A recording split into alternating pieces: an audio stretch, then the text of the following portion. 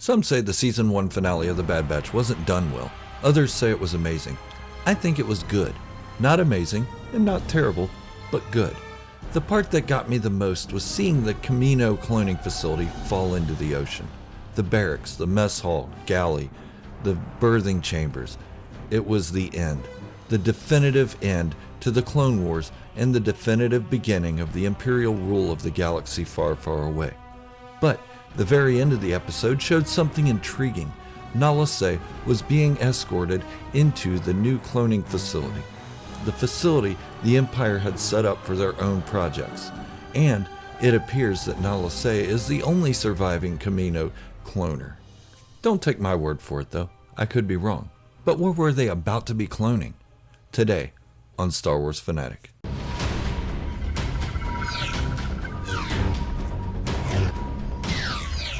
Do you like Star Wars?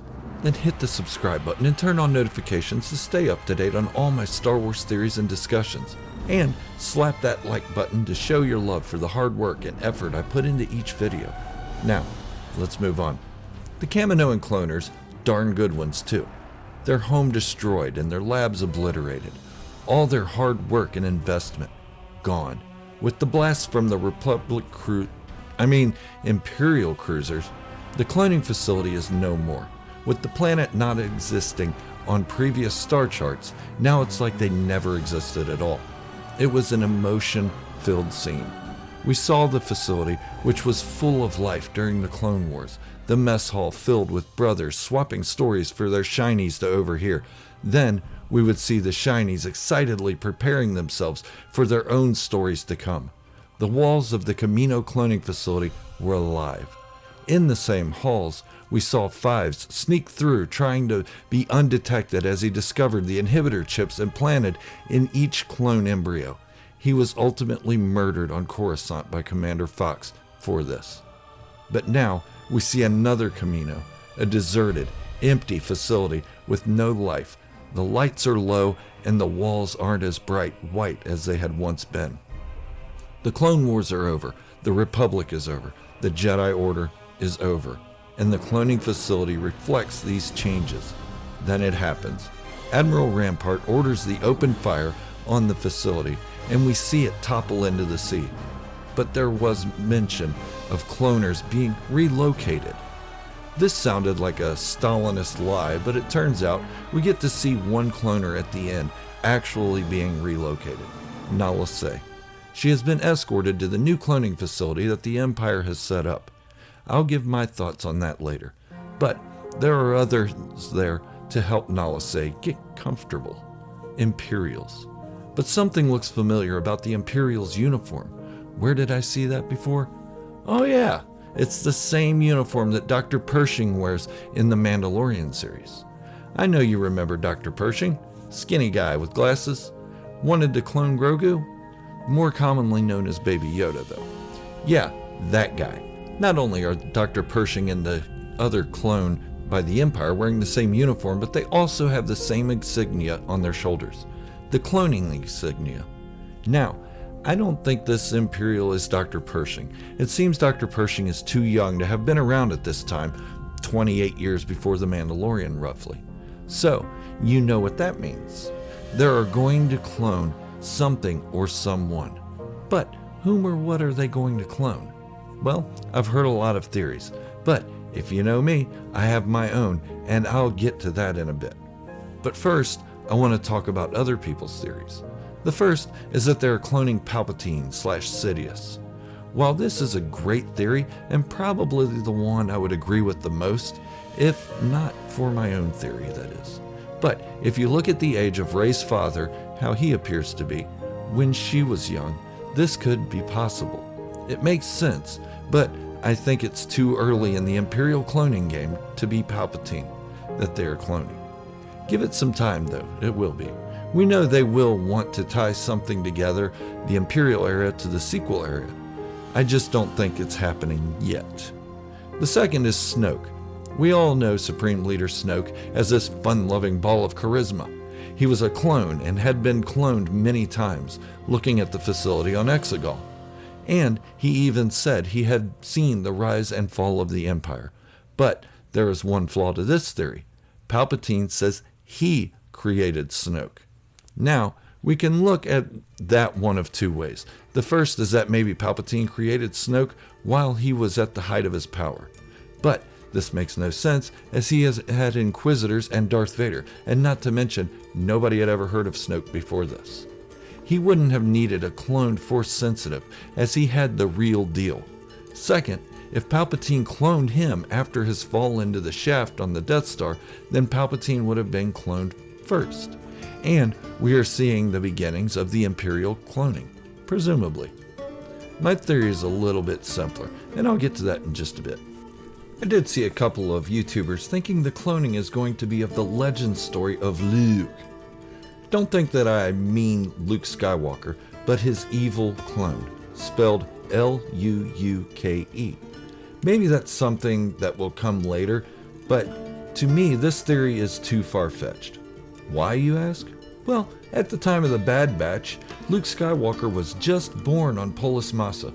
Not only is he an infant, and he was unknown to the Emperor and the Empire, Luke and Leia were babies, one hidden on a desert planet in plain sight, and the other hidden in plain sight on Alderaan with Senator Bail Organa, a senator that would have seen the Emperor quite often. So, Palpatine would have known about Leia had anybody else known. So this theory just doesn't do it for me. If this is a theory with a capital T that you believe in, I'm sorry, it just isn't possible at this time, no matter how much some want it to happen. I never really liked the story of Luke with two U's anyway, but that isn't why I don't think it's possible. I laid out the reasons just a minute ago. Okay, so my theory is this. The Imperial cloning program is just the beginning, at least from what we can tell. If there had been experiments, they were highly unsuccessful, and that's why we see the Empire bring Nala Se to their cloning facility. They need the Kaminoans' clone expertise to begin the projects. Remember, Dex said Kaminoans are darn good cloners. So my theory is a bit different. They aren't cloning anyone yet. Hear me out. With this being the early stages of Imperial cloning technology, they have no clue what they're doing. Palpatine basically gave them a blank check and said, learn how to clone. He didn't tell them who the subject would be or how many to make. He just told them to learn how to do it. How did we learn to clone on our own world? Did we start off cloning humans? No, in fact we never got to that point. We cloned a sheep and that's as far as it went, as far as I remember. But we also didn't have the assistance of a Kaminoan cloner. So the Empire will start the same way, simple at first, then move on to bigger stuff, whether it be Palpatine, which we know they will do, Snoke, or the Zillo Beast. But for now, the Imperial cloners are on a need-to-know basis. If everyone knows how the Emperor will return, and that he does have a contingency for his death, then the secret will surely fall into rebel hands. And if the rebels hear about it, you can be certain Darth Vader will know about it. Not because he gets his information from the rebels, but because he is privier to secrets of the Empire, especially since lower-ranking officials would know about it. So the Snoke/Palpatine cloning theory is kind of a bust.